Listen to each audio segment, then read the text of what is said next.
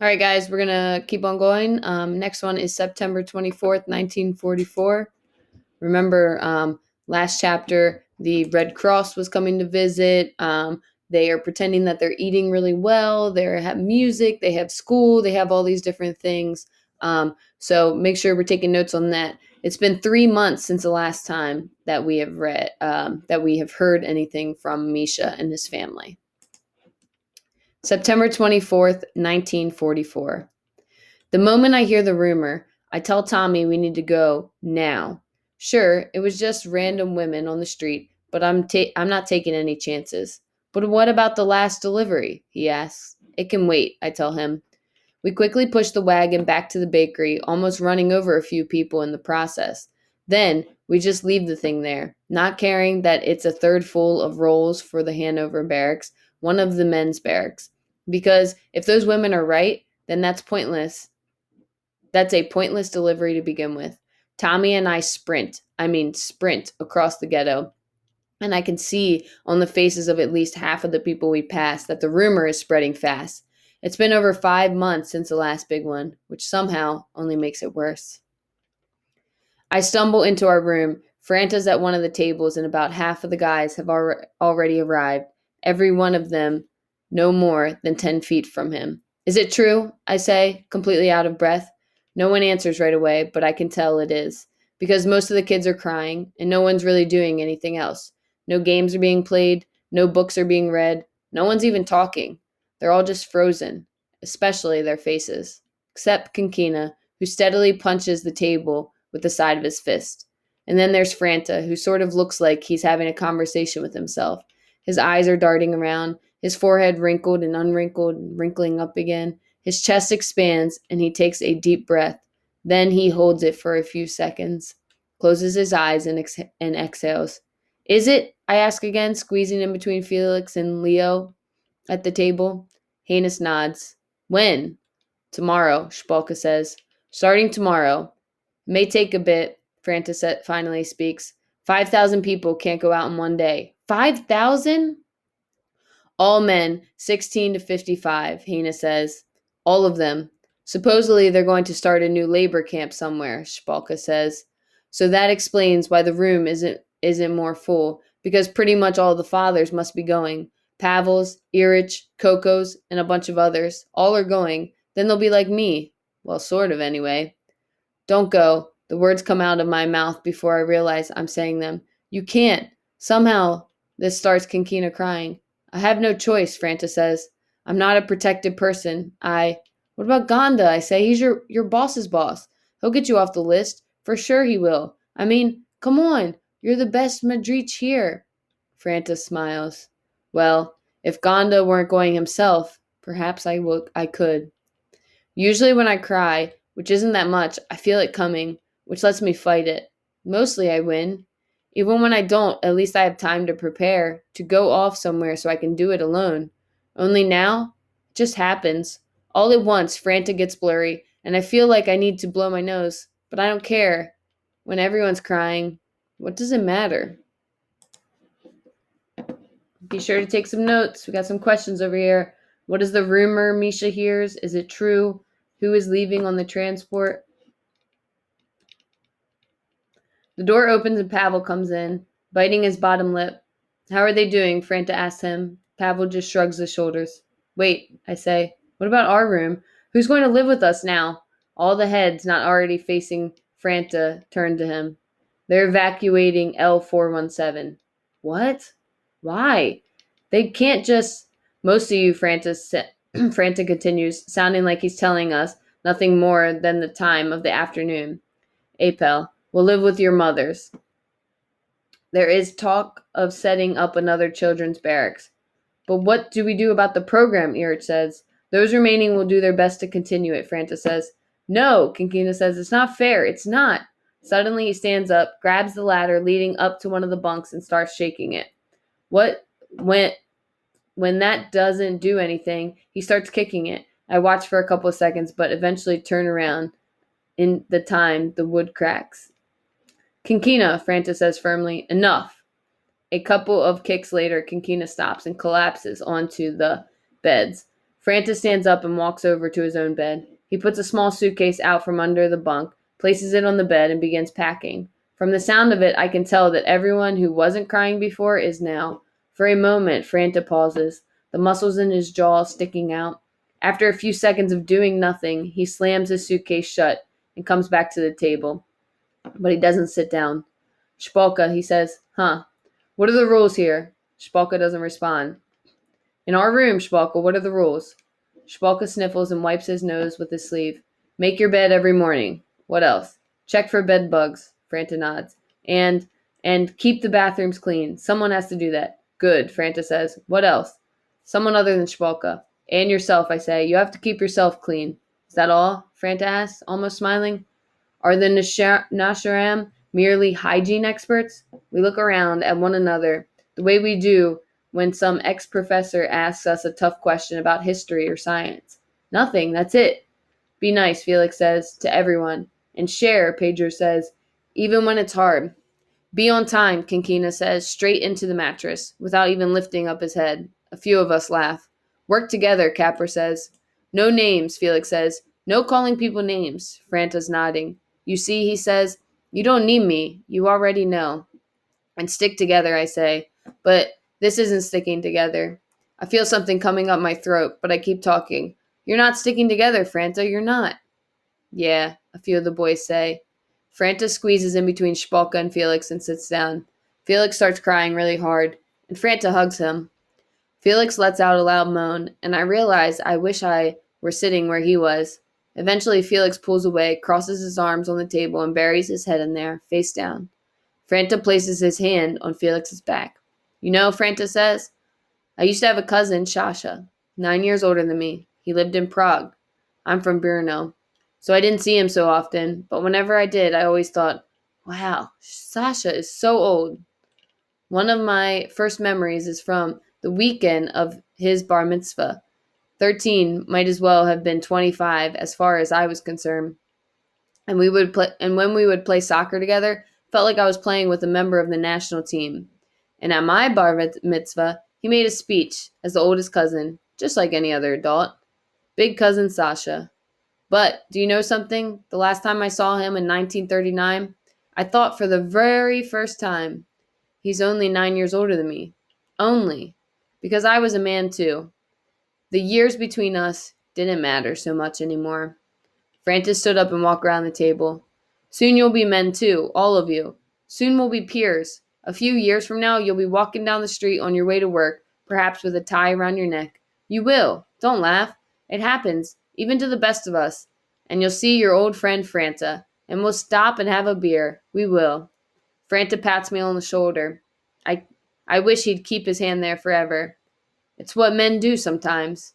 Beer is disgusting, Kinkina says.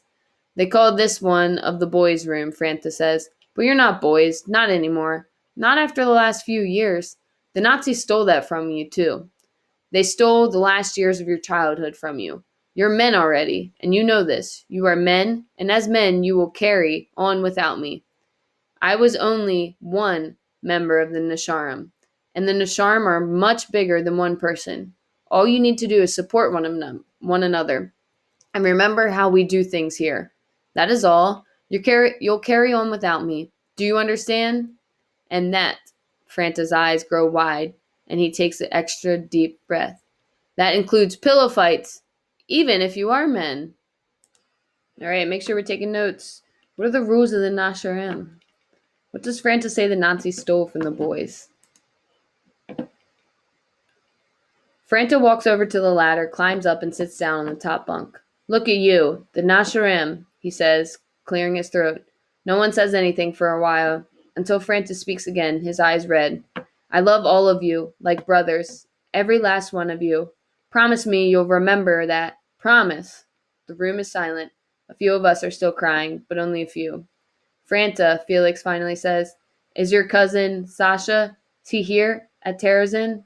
Franta doesn't respond, just bites on the side of his cheek or something and blinks his eyes a few times. Rim, tempo, nasharim, he whispers.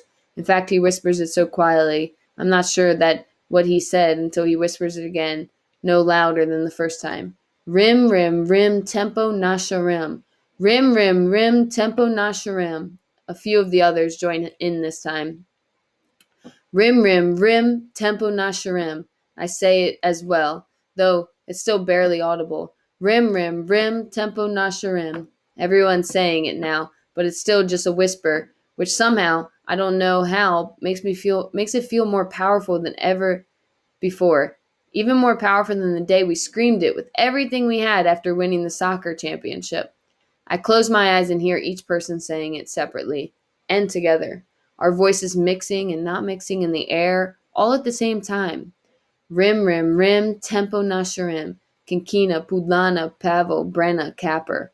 Rim, rim, rim, tempo nasharim, Spolka, Felix, Pedro, Erich, Extrovert, Cali. Rim, rim, rim, tempo nasharim, Grizzly, Pijik, Gustav, Grisha, Franta, and me, every one of us crying out. Rim, rim, rim, tempo, nesh. A loud crack interrupts us. The door slamming against the wall. I open my eyes. It's Erich, his cheeks splotty and red, his eyes half shut in anger. It's not fair, he screams. It's just not fair. At some point, Franta has to leave to speak with someone. The room is much too sad without him. So I walk over to the Dresden barracks to see Mother and Marietta. Terrazin seems both deserted and buzzing. There are people walking quickly in every direction, but no one talking. No one is even looking at anyone else. Hey, I asked a woman who I've met a couple of times, but I can never remember her name. Have you seen my mother? Upstairs, she says and points. I saw her following your sister there, to the attic. The attic, I say. Why would anyone go to the attic? But all she tells me is how to get there. I'm barely at the last stair when I hear someone talking very loudly. You will not. Put that back now. Is that Mother? Leave me alone. That's definitely Marietta. I freeze where I am, not because I'm trying to hide, more because of their voices. I've never heard them so furious. I will not allow it, Mother shouts. Do you hear me? Absolutely not. Try and stop me. And then no one says anything else. Instead, people breathing hard and groaning, and then a few loud thuds. I take a couple steps forward and turn into the main part of the attic. Mother and Marietta are both on the floor. Mother has her hands on a suitcase that Marietta is reaching for. All around them, and taking up most of the attic, are piles and piles of suitcases. Must be a few hundred at least, in neat stacks, nearly reaching the ceiling. Give that to me, Marietta shouts. It's mine. Give it. What's going on? I ask. They both look at me like I've caught them doing something they shouldn't be doing. I almost feel like I'm the mother or something. Why are you fighting? Mother fixes her hair, stands up, and straightens her dress. Marietta lunges for the suitcase, but Mother has moved it out of reach. It's nothing, Misha, Mother says. Go downstairs. I'll be there soon. You can tell me about your day. Why does Marietta want the suitcase? Where is she going? Thought the transport was just for men. She's not going anywhere, Mother says, her voice short, sort of calm, and sort of something else. Just then, Marietta leaps and grabs the suitcase. I'm going with Gustav, she says, and heads in my direction. Stop her, Mom says firmly. Misha, please stop her. Wait, Marietta, wait, I say, putting my hands up in the air. What are you doing? What are you talking about? Marietta passes me, but then stops. Without turning around, she says, Gustav's on the transport, and I'm volunteering to go with him. Marietta, Mother says, and begins weeping. Marietta, please, I'm begging you. Marietta doesn't say anything. I try to think of something to say, but I can't. And I'm scared anything I do will make her start walking again. Meanwhile, Mother keeps crying, even as she tries to stand straight and make her face look like the face of someone who isn't crying. I love him, Marietta says, with her back still to us. I want to be with him. I'm volunteering, and that's that. Well, but what about us? I ask. I see her shoulders rising up and down with each large breath. I want to be with Gustav. She starts down the stairs. Mother rushes past me and grabs Marietta by the arm. Who have you heard from? She says to Marietta. Leave me alone, Marietta says, ripping Mother's hand from her shoulder, and continues down the stairs. Who have you heard from? Mother repeats the question, this time lower. Slower, each word almost on its own sentence. Elena? Nina? Berta? Who? Dita? Marcella? Eva? Helena? Monica? Have you heard from any of them? Even from one of them? 5 months, Marietta. All of them left 5 months ago. We've received one postcard from Luis. One. With the script slanting down, Marietta. So what? Marietta turns and looks at us disgust. What? Do you think? What? They're just shooting everyone at the other end of the transport. They could do that to us here and save the trains for something else. Think about it. She turns around. I'm going with them and it's final. And she starts down the stairs again. The last time one of us agreed to go with them, Mother says quickly, her voice making my heart race and Marietta's legs up. The last time just one of us went off with them. Mother's hands go up to her mouth, and I can hear her crying again. Marietta, she says in almost a whisper, if you go, and if I don't see you again, don't, Marietta. It's not the same. You're not. Marietta, Mother says, walks down a few stairs until she reaches her. She hugs her from behind. If you love him and if he loves you, she says softly, then you'll stay here where he knows you'll be safe. You're safe here. It's bad here, yes, but you're safe. And if things are okay there, like he says, then when this is all over, you'll find each other and you'll still love each other, right? Wouldn't you want to do the same if you were the one going? Wouldn't you want him here where you know he'll be okay? Marietta doesn't answer, but Mother doesn't let go of her either. So we all just stand there until maybe a whole minute later. Marietta drops the suitcase, which tumbles down a couple more steps, then comes to a rest against the wall. Then she walks all the way down the stairs and slams the door behind her. Mother sits down right where she is standing. So I take the suitcase back up to the attic and place it on top of a short stack of almost identical suitcases. And then I stay up there for a little while longer, so I can hear that Mother is done making those weird noises I've never heard her make before. Noises I hope I don't hear from her again for a long, long time. All right, couple more questions, okay? Why does Marietta need her suitcase? How does Mother talk Marietta of going with Gustav? Make sure we're taking notes. Summarize the chapter.